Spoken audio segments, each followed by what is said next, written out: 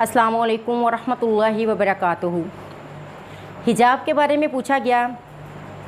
हिजाब इतना अहम और इम्पोर्टेंट मसला है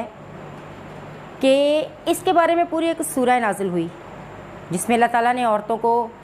हर वो चीज़ समझाई जो उनके लिए बेहतर है। जब अल्लाह एक चीज़ को और उसका रसूल एक चीज़ को हमारे लिए बेहतर करार दे रहा है तो फिर हम कौन होते हैं उस चीज़ को अपने लिए घुटन समझने वाले, या उस चीज़ को अपने लिए जो है वो अजाब समझने वाले, या उस चीज़ के बारे में वजाहतें देने वाले। अल्लाह के प्यारे पैगंबर जनाब मोहम्मद रसूलुल्लाह सल्लल्लाहु अलैहि वसल्लम जो दीन लेकर आए वो दीन सरासर रोशन ख़याली पर मुश्तमिल है। एक वक़्त था जब ये रोशन ख़याली नहीं थी तो जो कनीज़ औरतें हैं वो बाज़ार में बिना हिजाब के फिरती थीं, लटक लटक कर मटक मटक कर अपनी अदाएँ दूसरों को दिखाया करती थीं और देखने वाले ये समझ लेते थे कि ये ग़ुलाम औरतें हैं और बिकाऊ हैं। आज रोशन ख़याली आई है और उस रोशन ख़याली ने औरतों से उनका हिजाब, पर्दा, लिबास, शर्म, हया सब कुछ छीन ली है।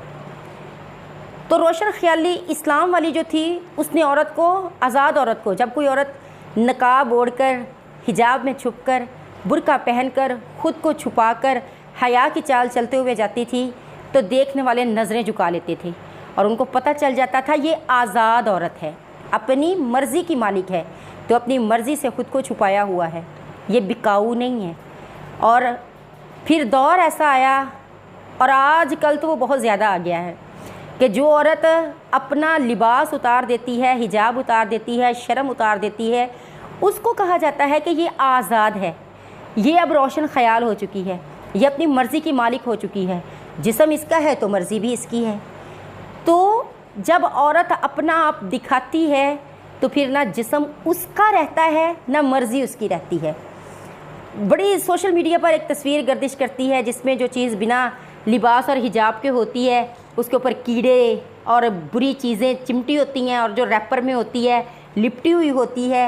और बाकायदा रैप्ड होती है, तो उसको जो है वो बिल्कुल खूबसूरत लग रही होती है। तो यही जो है वो मसला अगर हम समझ जाए ना, मतलब कुरान को जो नहीं देखना चाहते नाउज़ बिल्लाहि मिन ज़ालिक, और हदीस को जो नहीं देखना चाहते अस्तग़फिरुल्लाह अला ज़ालिक, वो ये दुनियावी लिहाज से ही देख लें कि जो चीज़ रैप्ड है वो कितनी महफूज है और जो अनरैप्ड है वो कितनी गलीज़ हो चुकी है और कितनी घटिया हो चुकी है और कितनी कमतर हो चुकी है और उसकी वैल्यू कितनी कम हो चुकी है। तो यही चीज़ समझाने के लिए काफ़ी होगी उन रोशन ख़याल लोगों को